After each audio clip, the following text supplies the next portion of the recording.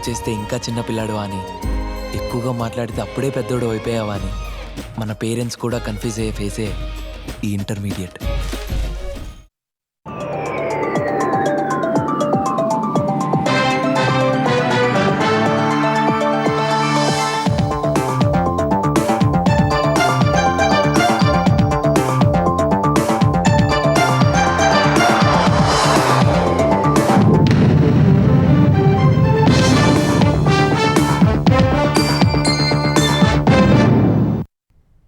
నమస్కారం, ఈటీవీ న్యూస్కి స్వాగతం. మాజీ మంత్రి వివేకానందరెడ్డి హత్య కేసులో 3 అంశాలపై సీబీఐ అభిప్రాయాన్ని సుప్రీంకోర్టు కోరింది. ఈ కేసులో ఇంకా తదుపరి విచారణ అవసరమని సీబీఐ భావిస్తోందా లేదా కోర్టుకు చెప్పాలని సుప్రీంకోర్టు అడిగింది. ఆంధ్రప్రదేశ్ ప్రభుత్వం ఈ ఏడాది ఫిబ్రవరి 20న పులివెందుల కోర్టులో దాఖలు చేసిన క్లోజర్ రిపోర్టుపై కూడా సీబీఐ అభిప్రాయాన్ని కోరింది. కేసు ట్రయల్ తదుపరి దర్యాప్తు ఏకకాలంలో కొనసాగించే అవకాశం ఉందా లేదా చెప్పాలని సీబీఐని ధర్మాసనం కోరింది. ఈ 3 అంశాలపై సీబీఐ అభిప్రాయం చెప్పాకే YCP MP Avinash Reddy bail రద్దుపై విచారిస్తామని ధర్మాసనం స్పష్టం చేసింది. వివేక హత్య కేసులో అవినాష్ రెడ్డితో పాటు పలువురు నిందితులకు తెలంగాణ హైకోర్టు గతంలో బెయిల్ మంజూరు చేసింది. ఈ తీర్పును సీబీఐతో పాటు వివేక కుమార్తె సునీత సుప్రీంకోర్టులో సవాల్ చేశారు. ఈ పిటిషన్ జస్టిస్ ఎంఎం సుందరేష్ నేతృత్వంలోని ధర్మాసనం విచారణ చేపట్టింది. బెయిల్పై ఉన్న నిందితులంతా సాక్షులను ప్రభావితం చేస్తున్నారని సునీత తరపున సీనియర్ కౌన్సిల్ సిద్ధార్థ లూత్రా వాదనలు వినిపించారు. అవినాష్ రెడ్డి ఆదేశాల మేరకే రామ్ సింగ్, సునీత దంపతులపై కేసు నమోదు చేసినట్లు ఏపీ ప్రభుత్వం క్లోజర్ రిపోర్టును కోర్టుకు సమర్పించిందని వివరించారు. క్లోజ్ రిపోర్ట్ ఆధారంగా అవినాష్ రెడ్డి బెయిల్ రద్దు చేయాలని ధర్మాసనాన్ని కోరారు. వాదనలు విన్న సుప్రీంకోర్టు ధర్మాసనం ఈ కేసులో 3 అంశాలపై సీబీఐ అభిప్రాయం చెప్పాలని కోరింది. అనంతరం వివేక హత్య కేసు విచారణను వాయిదా వేసింది. ఆంధ్రప్రదేశ్లో గ్రీన్ హైడ్రోజన్ ఉత్పత్తికి అనుకూల పరిస్థితులు కల్పించాలన్నదే ప్రభుత్వ లక్ష్యమని సీఎం చంద్రబాబు స్పష్టం చేశారు. ఈ మేరకు ఉండవల్లిలోని సీఎం క్యాంపు కార్యాలయంలో CS Vijayanand, net cap MD Kamalakar Babu సమక్షంలో గ్రీన్ హైడ్రోజన్ డిక్లరేషన్ను చంద్రబాబు విడుదల చేశారు. 2030 నాటికి ఏపీని గ్రీన్ హైడ్రోజన్ వ్యాలీగా మార్చేందుకు అవసరమైన కార్యాచరణను ప్రకటిస్తూ డిక్లరేషన్ను రూపొందించారు. ఇటీవల అమరావతిలో గ్రీన్ హైడ్రోజన్పై 2 రోజుల పాటు జరిగిన సదస్సులో గ్రీన్ హైడ్రోజన్ కంపెనీల సీఈఓలు, సీఓఓలు, ఎండీలు, పారిశ్రామిక రంగ నిపుణులు పాల్గొన్నారు. సమ్మిట్లో చర్చించిన అంశాల ఆధారంగా కూటమి ప్రభుత్వం డిక్లరేషన్ను ప్రకటించింది. గ్రీన్ హైడ్రోజన్ ఉత్పత్తికి దేశంలోని అతిపెద్ద ఎకో సిస్టమ్ను నెలకొల్పడమే డిక్లరేషన్ ఉద్దేశమని సీఎం తెలిపారు. 2029 నాటికి 1.5 మిలియన్ మెట్రిక్ టన్నుల గ్రీన్ హైడ్రోజన్ను ఉత్పత్తి చేయాలని స్పష్టం చేశారు. కిలో హైడ్రోజన్ గ్యాస్ ధర 460 నుంచి 160 రూపాయలకు తగ్గించేలా పరిశోధనలు, కార్యాచరణలు రూపొందించాలని సూచించారు. 2029 నాటికి 25 గిగావాట్ల రెన్యూవబుల్ ఎనర్జీ పంపిణీకి అనుగుణంగా మౌలిక సదుపాయాలు ఏర్పాటు చేయాలని అధికారులకు సీఎం దిశానిర్దేశం చేశారు. గ్రీన్ ఎనర్జీ కారిడార్గా తీర్చిదిద్దాలని డిక్లరేషన్లో పొందుపరిచారు. ఆవిష్కరణలు, పరిశోధనల కోసం 500 కోట్లు వెచ్చించాలని నిర్ణయించారు. 2025-30 మధ్య ఎలక్ట్రానిక్స్ పరిశ్రమలకు పెట్టుబడులు ఆకర్షించడమే లక్ష్యంగా కొత్త విధానం రూపొందించాలని ముఖ్యమంత్రి చంద్రబాబు పేర్కొన్నారు. సచివాలయంలో ఐటీ శాఖ కార్యదర్శి కాటంనేని భాస్కర్ ఉన్నతాధికారులతో Chandrababu electronics component manufacturing policy 4.0పై సమీక్ష నిర్వహించారు. దేశంలో ఎలక్ట్రానిక్స్ ఉత్పత్తుల దిగుమతులు తగ్గించడం, స్వదేశంలో ఉత్పత్తి పెంచడం, ఎగుమతుల లక్ష్యంగా నూతన విధానం ఉండాలని అధికారులకు సీఎం స్పష్టం చేశారు. రాజధాని అమరావతి 2వ దశ భూ సమీకరణపై మంత్రివర్గ ఉపసంఘంలో చర్చించి నిర్ణయం తీసుకుంటామని పట్టణాభివృద్ధి శాఖ మంత్రి నారాయణ తెలిపారు. మంత్రివర్గ ఉపసంఘంలో చర్చించారా అని గత కేబినెట్లోనే సీఎం చంద్రబాబు అడిగారని వెల్లడించారు. అమరావతిలో నిర్మాణ దశలోని వివిధ నిర్మాణాలను మంత్రి నారాయణ పరిశీలించారు. ఉపసంఘం నిర్ణయానికి అనుగుణంగా ముందుకు వెళ్లాలనే గత కేబినెట్లో 2వ దశ భూ సమీకరణ అంశం ఆమోదించడం లేదని మంత్రి స్పష్టం చేశారు. 1-2 రోజుల్లో మంత్రివర్గ ఉపసంఘం సమావేశమై 2వ దశ భూ సమీకరణపై నిర్ణయం తీసుకుని వచ్చే కేబినెట్లో పెడతామని పేర్కొన్నారు. రాజధానిలో మొత్తం 12 టవర్లలో 288 క్వార్టర్లు ఎమ్మెల్యేలు, ఎమ్మెల్సీలకు ఈ ఏడాది చివరికి అందుబాటులో వస్తాయని తెలిపారు. మంత్రులు, న్యాయమూర్తుల క్వార్టర్స్ మార్చి నాటికి అందుబాటులోకి వస్తాయని నారాయణ వెల్లడించారు. తెలంగాణలో నిర్వహించిన బీసీ కులగణనపై ఇండియా కూటమి నాయకులకు అవగాహన కల్పించేందుకు ముఖ్యమంత్రి రేవంత్ రెడ్డి ఢిల్లీ వెళ్లనున్నారు. తెలంగాణలో బీసీ కులగణన జరిగిన తీరును వివరించడం సహా బీసీలకు 42% రిజర్వేషన్లు అమలు చేసేందుకు శాసనసభలో చట్టం చేసి కేంద్రానికి పంపిన విషయాన్ని రేవంత్ ఇండియా కూటమి నేతలకు వివరించనున్నారు. పార్లమెంటు సమావేశాలు జరుగుతున్న వేళ బీసీ కులగణన సహా 42% రిజర్వేషన్ల అమలు కోసం కేంద్రానికి పంపిన తీర్మానాన్ని రాజ్యాంగంలోని 9వ షెడ్యూల్లో చేర్చాలని కోరుతూ కేంద్రంపై ఒత్తిడి పెంచాలని సీఎం ఇదివరకే నిర్ణయించారు. ఈ మేరకు కాంగ్రెస్ ఎంపీలకు దిశానిర్దేశం చేశారు. ఇప్పుడు సీఎం 1-2 రోజుల్లో ఢిల్లీ వెళ్లాలని భావిస్తున్నారు. ఆపరేషన్ సింధూర్లో 100% లక్ష్యాలను సాధించామని ప్రధాని నరేంద్ర మోదీ తెలిపారు. వర్షాకాల సమావేశాలకు ముందు పార్లమెంటు ప్రాంగణంలో మీడియాతో మాట్లాడిన మోదీ వర్షాలు నూతన సృష్టికి చిహ్నమన్నారు. దేశవ్యాప్తంగా వర్షాలు విస్తారంగా కురుస్తున్నాయన్న ప్రధాని రైతులు, దేశ ఆర్థిక వ్యవస్థ సహా ప్రతి కుటుంబ ఆర్థిక వ్యవస్థలో వర్షాలు కీలక పాత్ర పోషిస్తాయన్నారు. వర్షాకాల సమావేశాలు ఫలప్రదంగా జరగాలని కోరుకుంటున్నట్లు వివరించారు.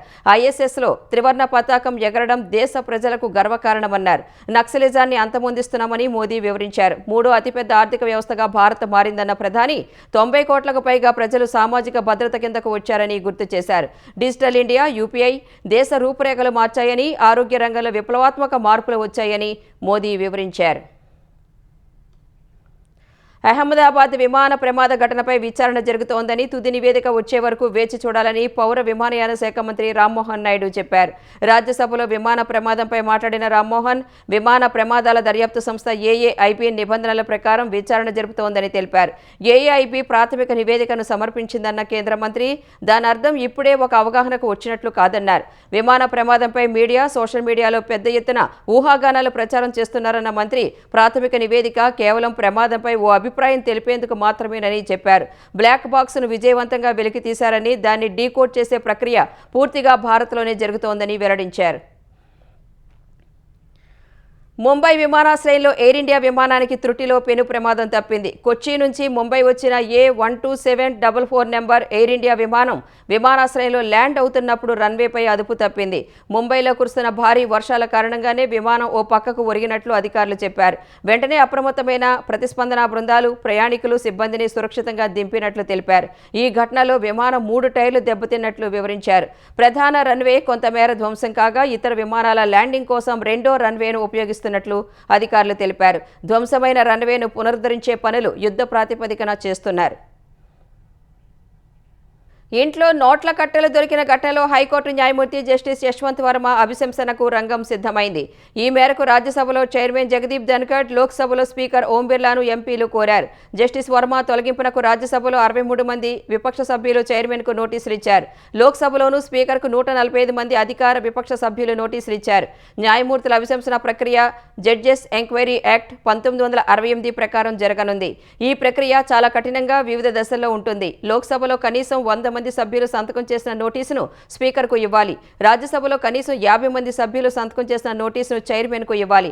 సంతకం చేసిన ఎంపీలను సంప్రదించి స్పీకర్ లేదా చైర్మన్ ఆ తీర్మానాన్ని ఆమోదించాలా వద్దా అనేది నిర్ణయిస్తారు. తీర్మానాన్ని ఆమోదించాక స్పీకర్ లేదా చైర్మన్ 3 సభ్యుల విచారణ కమిటీని ఏర్పాటు చేస్తారు. ఈ కమిటీ జస్టిస్ వర్మకు తన వాదన వినిపించే అవకాశం ఇస్తుంది. తర్వాత కమిటీ తన నివేదికను స్పీకర్ లేదా చైర్మన్కు సమర్పిస్తుంది. ఆరోపణలు నిజమని తేలితే న్యాయమూర్తి అభిశంసన తీర్మానాన్ని పార్లమెంట్లో చర్చిస్తారు. తర్వాత ఉభయ సభలు తీర్మానాన్ని ప్రత్యేక మెజార్టీతో ఆమోదిస్తే రాష్ట్రపతికి పంపుతారు. అప్పుడు ఆ న్యాయమూర్తిని తొలగించడానికి రాష్ట్రపతి ఆదేశాలు జారీ చేస్తారు. ఇవాల్టి నోటీసులపై సంతకం చేసిన ఎంపీల్లో లోక్సభలో ప్రతిపక్ష నేత రాహుల్ గాంధీ, బీజేపీ, కాంగ్రెస్, టీడీపీ, జనసేన సహా వివిధ పార్టీలకు చెందిన వారు ఉన్నారు. అటు జస్టిస్ యశ్వంత్ వర్మపై కేసు నమోదు చేయాలని దాఖలైన పిటిషన్ను సుప్రీంకోర్టు కొట్టేసింది. అత్యవసరంగా పిటిషన్ విచారించాలని పిటిషనర్ చేసిన విజ్ఞప్తిని CJI justice BR Gavai, justice Vinod చంద్రన్లతో కూడిన ధర్మాసనం తిరస్కరించింది. పిటిషనర్ తరపు న్యాయవాది జస్టిస్ యశ్వంత్ వర్మను వర్మ అని సంబోధించడాన్ని ధర్మాసనం తప్పుపట్టింది. న్యాయమూర్తి స్థానంలో ఉన్న వ్యక్తిని ఏకవచనంతో సంబోధించడానికి ఆయన ఏమైనా మీకు స్నేహితుడా అని ఆగ్రహం వ్యక్తం చేసింది. జస్టిస్ వర్మపై ఆరోపణలు ఉన్నందున న్యాయమూర్తి స్థానానికి ఆయన అర్హుడు కాదని లాయర్ వాదించగా సుప్రీంకోర్టుకు పాఠాలు చెప్పవద్దంటూ ధర్మాసనం మండిపడింది. ప్రముఖ నిర్మాత ఏఎం రత్నంని ఆంధ్రప్రదేశ్ ఫిలిం డెవలప్మెంట్ కార్పొరేషన్ చైర్మన్గా నియమించాలని సీఎం చంద్రబాబుకు ప్రతిపాదించినట్లు ఉప ముఖ్యమంత్రి పవన్ కళ్యాణ్ తెలిపారు. ఏఎం రత్నం తెలుగు చిత్ర పరిశ్రమకు ఎంతో చేశారని, అందుకే ఆయనకు పదవి ఇవ్వాలని కోరినట్లు వెల్లడించారు. హైదరాబాద్లో నిర్వహించిన హరిహర వీరమల్లు మీడియా సమావేశంలో చిత్ర బృందంతో కలిసి పవన్ పాల్గొన్నారు. హరిహర వీరమల్లు చిత్రీకరణలో ఎన్నో సవాళ్లు ఎదుర్కొన్నామన్నారు. క్లైమాక్స్ను 56 రోజుల పాటు షూట్ చేశామన్న పవన్, సినిమా కోసం ఎంత కావాలో అంతా కష్టపడ్డానని పేర్కొన్నారు. సినిమాని అనాథలా వదిలేశారని అనిపించిందని, అందుకే అండగా ఉండాలని వచ్చినట్లు పవన్ తెలిపారు. వైసీపీ అధ్యక్షుడు జగన్ రెంటపాళ్ల పర్యటన సమయంలో నిబంధనలు ఉల్లంఘించిన కేసులో మాజీ మంత్రులు అంబటి రాంబాబు, విడదల రజని సత్తెనపల్లి రూరల్ పోలీస్ స్టేషన్లో విచారణకు హాజరయ్యారు. జగన్ రెంటపాళ్ల పర్యటన వేళ అంబటి వైసీపీ నేతలు కార్యకర్తలతో హల్చల్ చేశారు. కంటెపూడి వద్ద బ్యారికేడ్లు నెట్టివేసి పోలీసులతో వాగ్వాదానికి దిగారు. ర్యాలీకి వాహనాలకు అనుమతి లేదని పోలీసులు వారిస్తున్నా లెక్క చేయలేదు. వారిని తోసేసి ముందుకు వెళ్లే ప్రయత్నం చేశారు. ఈ ఘటనపై కేసు నమోదు చేసిన సత్తెనపల్లి రూరల్ పోలీసులు విచారణకు రావాలని అంబటికి, విడదల రజనీకి నోటీసులు ఇచ్చారు. ఈ మేరకు మాజీ మంత్రులు ఇవాళ పోలీస్ విచారణకు హాజరయ్యారు. జగన్ పర్యటన నేపథ్యంలో మొత్తం 113 మంది వైసీపీ నేతలపై కేసు నమోదు చేశారు. విడతల వారీగా నేతలను విచారణకు పిలుస్తున్నారు. జోగులాంబ గద్వాల జిల్లా జూరాల ప్రాజెక్టుపై జరిగిన రోడ్డు ప్రమాదంలో ఓ వ్యక్తి జలాశయంలో పడి చనిపోయాడు. ఎదురుగా వచ్చిన కారు బైక్ను ఢీకొట్టడంతో మహేష్ అనే వ్యక్తి ఎగిరి ప్రాజెక్టు నీటిలో పడిపోయాడు. మానపాడు మండలం బూడిదపాడు గ్రామానికి చెందిన మహేష్ ఆదివారం 3 స్నేహితులతో కలిసి 2 బైకులపై జూరాల ప్రాజెక్టు సందర్శనకు వెళ్లారు. తిరిగొచ్చే క్రమంలో ఒక ద్విచక్ర వాహనాన్ని ఎదురుగా వెళుతున్న కారు ఢీకొట్టగా వెనుక కూర్చున్న మహేష్ ఎగిరి జలాశయంలోకి పడిపోయాడు. జూరాల ప్రాజెక్టు 42, 43 గేట్ల వద్ద గల్లంతైన మహేష్ మృతదేహం ఇవాళ ఉదయం దొరికింది. కారు ప్రమాద దృశ్యాలు సీసీటీవీ కెమెరాలో రికార్డయ్యాయి. బైక్ నడుపుతున్న యువకుడికి తీవ్ర గాయాలు కాగా ఆసుపత్రికి తరలించారు. కారు ఒక్కసారిగా ఎడమ వైపు నుంచి కుడివైపునకు వచ్చి ఢీకొట్టడంపై అనుమానాలు వ్యక్తమవుతున్నాయి. కారు డ్రైవర్ మద్యం సేవించాడా లేక మరేదైనా కారణం ఉందా అనే కోణంలో పోలీసులు దర్యాప్తు చేస్తున్నారు. భారత్తో సరిహద్దుకు సమీపంలో నిర్మిస్తున్న ప్రపంచంలోని అత్యంత భారీ జల విద్యుత్ ప్రాజెక్టుకు సంబంధించిన దృశ్యాలను చైనా తొలిసారి బహిర్గతం చేసింది. చైనా ప్రధాని లీ కియాంగ్ పనులు ప్రారంభించిన దృశ్యాలను చైనా మీడియా విడుదల చేసింది. ఈ నెల 19న పనులు ప్రారంభమైన ఈ ప్రాజెక్టును టిబెట్లోని యార్లాంగ్ జాంగ్బో పేరుతో పిలిచే బ్రహ్మపుత్ర నదిపై చేపడుతున్నారు. ఈ వివాదాస్పద ప్రాజెక్టు కోసం చైనా దాదాపు 1.2 ట్రిలియన్ యువాన్లు అంటే భారత కరెన్సీలో 14 లక్షల కోట్ల రూపాయలు ఖర్చు చేస్తోంది.